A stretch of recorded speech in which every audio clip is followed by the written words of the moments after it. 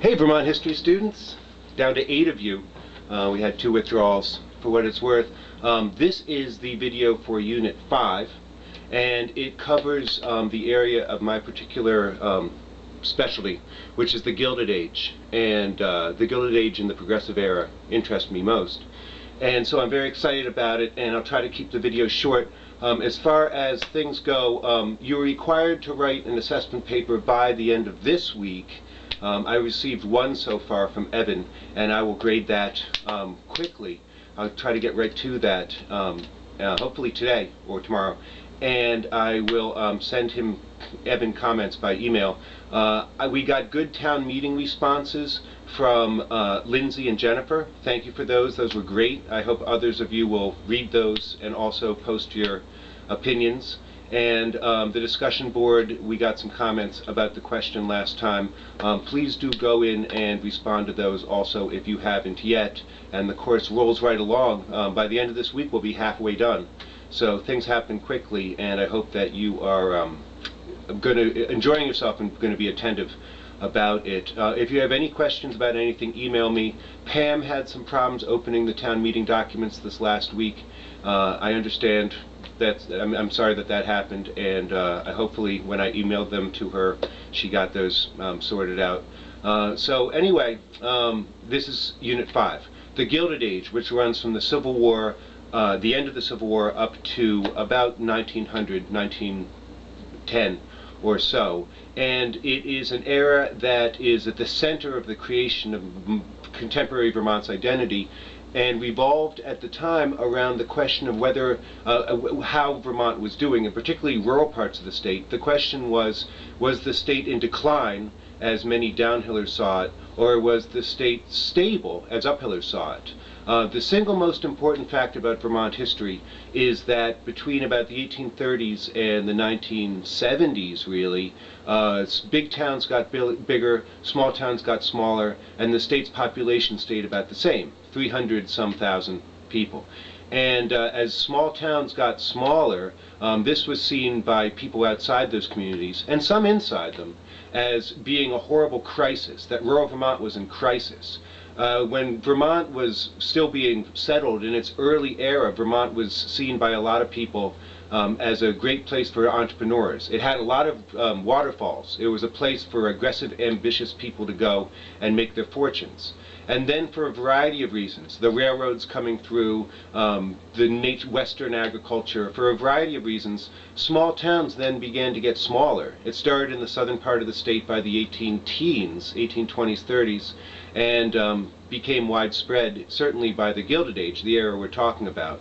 And so what does it mean that small towns are losing population in the Gilded Age? Does it mean that those places are in horrible decline and in crisis and need to be fixed, as downhillers saw it? Or does it mean that they're simply becoming very consensus-driven and homogeneous, and they run according to traditional practices that uphillers found very attractive? Obviously, uphillers saw problems in their communities as well, but they wanted to control the pace of change. They wanted to be able to improve things. The big question in the era for both up and downhill was, how do you keep the boys on the farm?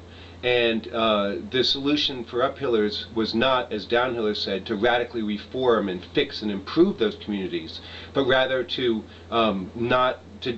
improve those communities in a way that didn't destroy the very things that made them attractive to people who wanted to stay.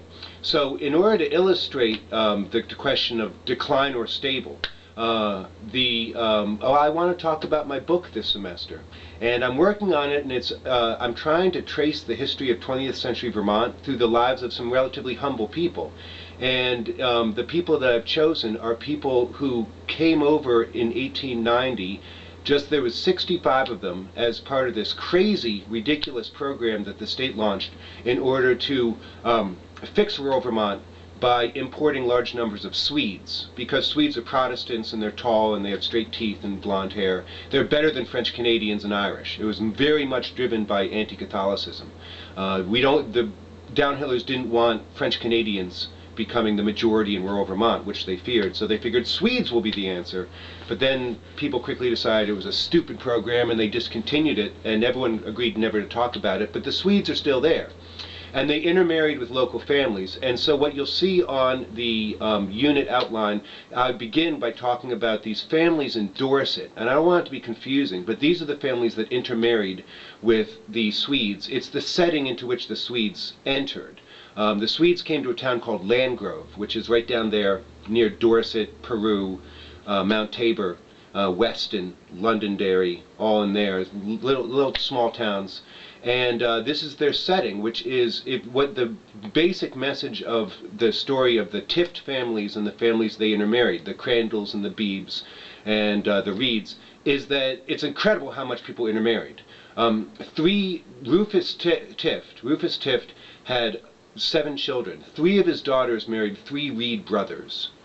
3 of his sons married 2 Crandall sisters and 1 Crandall cousin. I mean, like, everyone's marrying everyone else, and it gets very confusing, believe me. And I'm not trying to confuse you, other than the confusing is kind of the point. So, you know, what I want you to think about is, as you read about these families in Dorset, were they a group of people in decline, and did all the ambitious people leave, and the fact that they stayed, does that mean there's something wrong with them? Or are they perfectly fine and perfectly happy? I mean, life wasn't great. They were farm laborers, common laborers. They worked in marble quarries and did lumbering. They weren't getting rich. But the reason why they weren't trying a lot harder to do better was because they didn't want to disrupt the nature of life as it was. Too much ambition was dangerous to the communal stability which they found so attractive. So that's the setting. Now, there's an outsider named Alonzo Valentine. He was a guy who owned a knitting mill in Bennington, state senator, prominent guy in the state, education reformer. He is the one who ran the program to replace French Canadians with Swedes. And I want you to think about how well does he actually understand what's going on among these poor families in Dorset. And they were, relatively speaking, quite poor. So Alonzo Valentine there, I mean, how different, even though by distance Bennington and Dorset aren't that far apart, as far as worldview and the nature of life goes, how different were they? That's what I want you to think about. Now, then you think, if you get an idea about how different they were, then you understand the enormous range of conflict over issues, way of life, that dominated Gilded Age Vermont.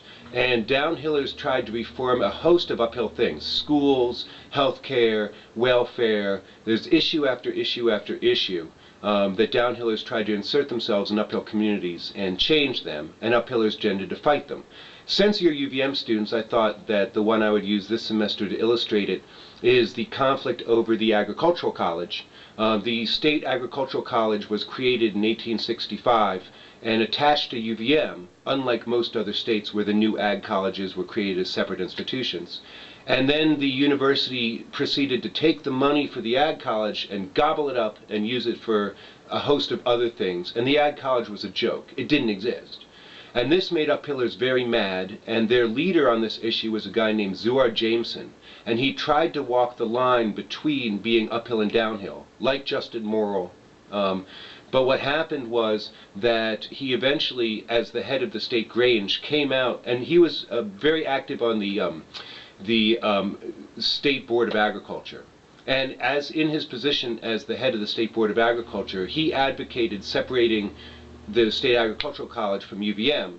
And as a result, the governor, Pack was his name, who was a UVM graduate, fired Jameson from the board. Which is one of those stories about how it's really hard to be a guy who walks the line in between uphill and downhill. Not that that's necessarily bad, that the people in between piss off both sides, make both sides angry. It might mean that the imagined community is really strong, or it might mean that it's really weak as well. But anyway, that is the story of the Ag College, and it's just meant to illustrate how uphillers and downhillers saw the world very differently at the time. Uphillers did not want downhillers telling them how to farm, because downhillers always said, farm in the most modern ways, modernize, do things better, improve your processes. And uphillers said, doing it just as good as Grandpa is good enough for me. Then there is a comparison, just in order to nail down the difference between rural and urban people in Vermont. The difference between Gigi Benedict, who was a guy whose dad taught at UVM, he grew up in Burlington, his dad got rich building telegraph lines, and bought George Grenville Benedict, the Burlington Free Press, when he was in his 20s. Benedict went on to win the Congressional Medal of Honor at Gettysburg, came back to the state, and joined every organization imaginable, including the Vermont Dairymen's Association, and he didn't know how to milk cows. I compare him on the notes to this guy Gramp Abbott, who was a common farmer in Chelsea, and what I want you to look at on the outline is how diversified his production was, because that's a safety net. Downhillers wanted farmers to put all their eggs in one basket and just try to produce one thing and make as much money as possible, but uphillers knew that was very dangerous. And if you diversified your production, you mitigated the danger. You wouldn't get rich, but you mitigated the danger you'd fall through the trapdoor of poverty. And so you look and see all the things that Abbott did. A lot of them: build stone walls, make maple sugar, gather cowslips. These are things that Benedict can't do. So there's that section, and then I got back and I wanted to get you a sense of where the Tiffs are at, the Dorset people are at in the 1880s, and then after the 1880s, the conflict over issues, the Agricultural College, Benedict Abbott, and so then there's this one more section, and this is what is supposed to prompt you to respond to the discussion question for Unit 5. It's the question of the Bennington Battle Monument. So there's this cool guy named Highland Hall, who was born in the 1790s, so he's very old by this point, who had, in 1827, had seen the Battle of Bunker Hill Monument in Boston, and thought the Battle of Bennington should have a monument as well. And he tried to get this monument built for a long time, and there wasn't a lot of interest in it in the state. He went on to be governor. He had this fantastic career, really neat guy. By the time the Civil War ended, he was retired, his wife was gone, he was living in an apartment in his son-in-law's house, which is the Park McCullough House in Bennington, big house, and he really devoted his retirement to getting the battle monument built. And through in 1877, they celebrated the centennial of the battle as a means of trying to raise money and attention for the monument. It poured and things got lost. The celebration in 77 was a disaster. And Hall kept saying, we need a monument, we need a monument. All through the late 1870s, through the 1880s, the Bennington Battle Monument Commission kept meeting, and they took all these designs, all these different people, Yale professors and things, came up with designs, architects, and all of them were very descriptive. They were very ornamental, and they had words all over them. And as Hall was getting into his 90s at this point, he insisted that there should be no words. The battle monument should be blank, and it should be extraordinarily tall as possible, hugely tall and blank. And people on the Monument Commission always said, but people won't know what it's for. That's crazy. Why would we have a monument that's blank? We need to have words all over it. And Hall always said, no, it needs to be really tall and blank.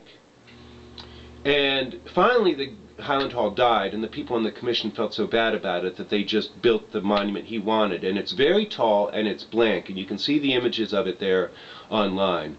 And why did Highland Hall insist that it be blank? He grew up uphill in Bennington. In the 1790s, he knew Green Mountain Boys.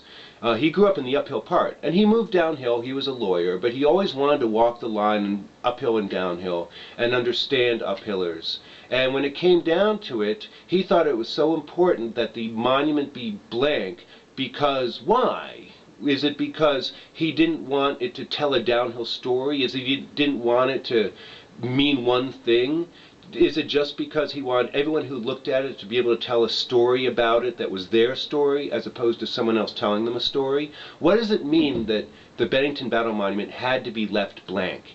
Is it evidence that the imagined community of Vermonters, in an age that there was a lot of political and social conflict and that the poles of decline or stability were so clearly drawn, was the imagined community weak or was it strong if the Bennington Battle Monument was best left blank?